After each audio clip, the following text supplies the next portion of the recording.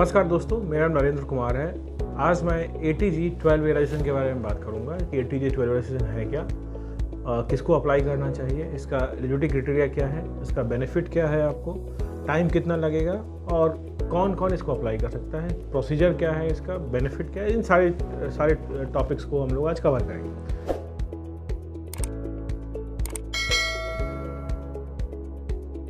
सबसे पहले जानते हैं कि सेक्शन 12A एंड ATG है क्या। Section 12A income tax act में एक पर्टिकुलर सेक्शन है जिसके तहत अगर आपका NGO, आपका ट्रस्ट या आपका सोसाइटी, जो भी आप बोलते हैं उसको, अगर उसके पास सेक्शन 12A का रजिस्ट्रेशन इनकम टैक्स डिपार्टमेंट द्वारा दिया गया है तो आपके NGO में प्राप्त की गई जितना भी डोनेशन है, अगर सरप्लस डोनेशन बचता है तो उस पर कोई टैक्स नहीं लगेगा। जैसे कि आप देखते हैं कि कंपनीज में या पार्टनरशिप फॉर्म में जो भी आपका प्रॉफिट होता है उस पर टैक्स लगता है। NGO में अगर आपका सरप्लस फंड है तो उस पर कोई भी इनकम टैक्स नहीं लगेगा। ATG से क्या फ़ायदा है आपको? ATG रजिस्ट्रेशन इनकम टैक्स में जो आप करवाते हैं अपनी NGO का, तो जो डोनर है, जो आपको डोनेशन देता है, उनको इनकम टैक्स एक्ट में, उनके ITR में उनको बेनिफिट मिलती है। उनको बेनिफिट मिलती है। सपोज आपका इनकम, अगर आपके डोनर का इनकम 8 लाख रुपए है, अगर वो 50,000 रुपये आपको देता है तो 50,000 का 50% का उनको क्लेम मिलता है इनकम टैक्स। अब बात करेंगे हु कैन अप्लाई।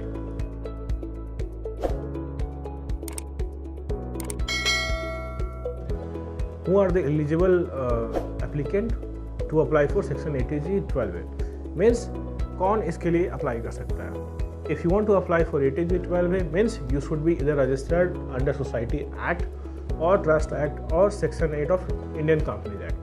मतलब इन तीनों ही बॉडीज़ के साथ अगर आपने रजिस्टर्ड किया हुआ है, किसी भी एक बॉडीज़ के साथ, अगर आपने सेक्शन 8 में किया हुआ है तो भी आप अप्लाई कर सकते हैं, ट्रस्ट में है या सोसाइटी में है। लेकिन आपका पर्पस, जो आपका ऑब्जेक्ट ऑफ NGO है, this should be non profit और इसका जो बेनिफिट है ये मास लेवल पे होना चाहिए। मतलब ये किसी इंडिविजुअल के बेनिफिट्स के लिए नहीं होना चाहिए। आपको ये ध्यान रखना पड़ेगा कि आपके ट्रस्ट के बायलॉज या सोसाइटी के बायलॉज या सेक्शन 8 कंपनी का MOA, AOA में कोई भी ऐसा क्लॉज ना हो जिससे ये दिख रहा हो कि इसका बेनिफिट सिर्फ आपको मिलने वाला है।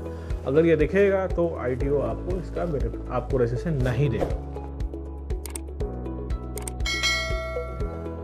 कब अप्लाई कर सकते हैं इसके लिए, कौन का हमने कवर कर लिया है। सोसाइटी अगर आपका है या आपका ट्रस्ट है या आपका सेक्शन 8 अप्लाई कर सकते हैं। अभी 2020-21 के बजट में हमारे फाइनेंस मिनिस्टर श्रीमती निर्मला सीतारमण ने बहुत क्लियरली कहा है कि कोई भी NGO जिसने अपना रजिस्ट्रेशन, बेसिक रजिस्ट्रेशन पूरा कर लिया है, चाहे ट्रस्ट एक्ट में या सोसाइटी एक्ट में या सेक्शन 8 में, वो अप्लाई कर सकते हैं। अब सरकार ने 3 साल का प्रोविजनल सर्टिफिकेट आपको देगी। जैसे ही आपका अकाउंट खुल जाता है आप अप्लाई कर सकते हैं। बट टेक्निकली थोड़ा बहुत आपके पास काम का प्रूफ होना चाहिए, सोशल प्रूफ आपके पास होनी चाहिए कि आपने कोई ना कोई सोशल एक्टिविटीज़ करी है, तभी आप इसको अप्लाई कर सकते हैं। अब बात करेंगे अप्लाई करने का प्रोसेस क्या है, कैसे अप्लाई करा जाएगा।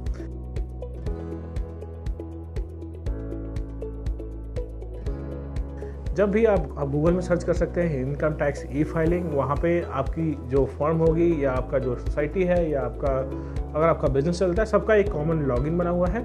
उस लॉगिन में जाके आप अपने आप को रजिस्टर कर सकते हैं, आप अपने NGO को, और वहाँ पे आप जाएंगे तो E-फाइलिंग में आपको ये आपको E-फाइलिंग में आपको एग्जाम्पशन का फॉर्म दिखेगा। इस एग्जाम्पशन फॉर्म को आप 10G फॉर्म बोलते हैं। 10G फॉर्म आप सिलेक्ट करके आप इसको फाइल कर सकते हैं। इसमें पूरी चेकलिस्ट दी गई है। अगर गूगल आप करते हैं सेक्शन 10G का फॉर्म में आपको पूरी चेकलिस्ट दी गई है। चेकलिस्ट बहुत छोटा है, बट डायरेक्टर जो आपके पास, जो आपके डायरेक्टर हैं, जो आप फाइल करना चाहते हैं, उस समय आपको ध्यान रखना पड़ेगा कि क्या क्या और डिटेल में हम उनको डॉक्यूमेंट दे सकते हैं। जब भी ऑनलाइन फाइलिंग के लिए हम लोग जाते हैं तो हमें ध्यान रखना पड़ेगा कि हम राइट फॉर्म सेलेक्ट कर रहे हो और हमारे पास NGO का 5 साल का प्रोजेक्ट प्लान तैयार हो, क्योंकि आप जस्टिफाई कर सकते हैं इनकम टैक्स कमिश्नर को कि भाई मेरे पास प्रॉपर प्लान है, मुझे 5 साल में ये काम करना है, मैंने ये काम किया हुआ है। उसका अगर कोई आपका मीडिया प्रूफ है, आपका सोशल प्रूफ है, वो सब चाहिए होगा। अब वो क्या ऐसी चीज़ें हैं जो आपको आज के टाइम पे ATG या 12A का रजिस्ट्रेशन मिलता है, जिसकी वजह से सबसे बड़ा है कि आपके पास काम का प्रूफ होना चाहिए। जब भी आपको पर्सनल अफेयरिंग के लिए बुलाया जाए या आपका CA आपके लिए अपेयर होता है तो उस समय ये आपको जस्टिफाई करना पड़ता है कि आपने ये सोशल वर्क किया है। आपका फेसबुक अकाउंट होना चाहिए, आपके फेसबुक पे फॉलोअर्स होने चाहिए आपके एनजीओ का, आपके पास वेबसाइट होना चाहिए, यूट्यूब चैनल होनी चाहिए। बेसिक रिक्वायरमेंट अगर आपके पास फुलफिल होती है, हालांकि एक्ट में नहीं लिखा हुआ है, अगर ये सारी रिक्वायरमेंट आप पूरी करते हैं तो you will be approved shortly. And then what are the purpose for section what are the purpose for ATG 12A is easily registered. Likewise, if you are operating in the area of child empowerment or child education, women empowerment, और या आप उसके लिए job के लिए काम करते हैं या एनवायरनमेंट के लिए या फूड के लिए, ये सब वो हॉट एरिया है जहाँ पे अगर आपका ऑब्जेक्ट ये है, बाइलॉज को छोड़ दीजिए, बाइलॉज या आपका एओए को छोड़ के जो आपका मेन फोकस है वो आपको जस्टिफाई करना पड़ेगा और वो फोकस आपके इस बाइलॉज से मैच करना चाहिए। Time to apply, you can apply any time, but it is advisable that at least you should have business, you should have social track of at least 3 to 6 months, then only you should apply. Now we'll talk about the benefits. Benefits क्या है इसके लिए, क्यों apply करना चाहिए आपको?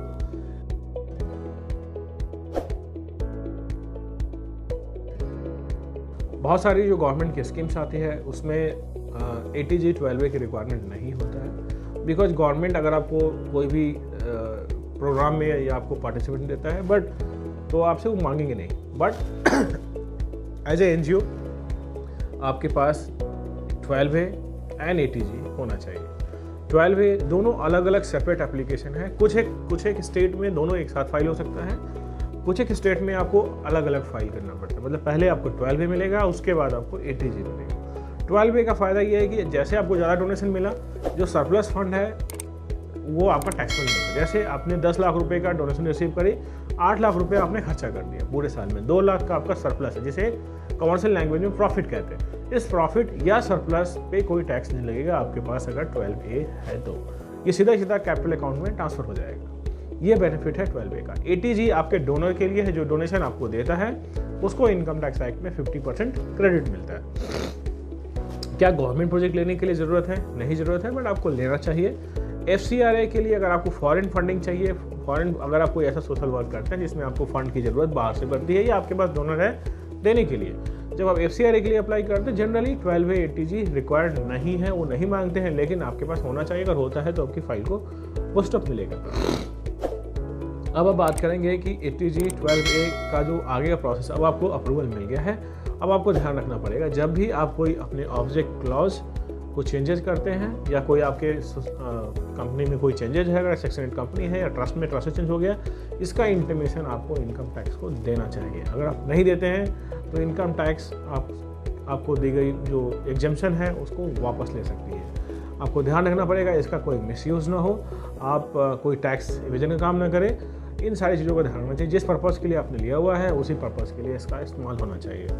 और जो दूसरी चीज़ है कि अगर आपको कोई स्किल, जैसे गवर्नमेंट का है स्किल डेवलपमेंट का प्रोग्राम है, या बहुत सारी चैरिटी है, बहुत सारा क्लीनिंग का प्रोसेस आता है, बहुत सारे रूरल एरियाज़ में डेवलपमेंट के काम है, इन सब काम में आप अपना प्रोजेक्ट डाल सकते हैं।